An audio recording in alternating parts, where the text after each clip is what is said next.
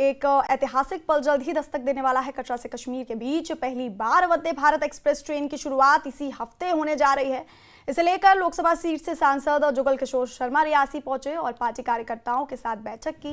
इस बैठक में पीएम मोदी के कार्यक्रम को ऐतिहासिक रूप से सफल बनाने और तैयारियों को लेकर चर्चा की गई।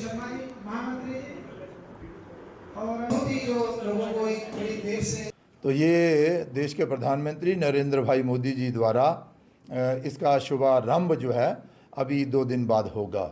लेकिन देखने वाली बात यह है कि जितना भी टूरिस्ट और माँ वैष्णो देवी जी के चरणों में दर्शन करने वाले लोग जो श्रीनगर और आसपास के क्षेत्र में जाना चाहते हैं, उनके लिए बहुत बड़ी सौगात है, ये इतिहास है।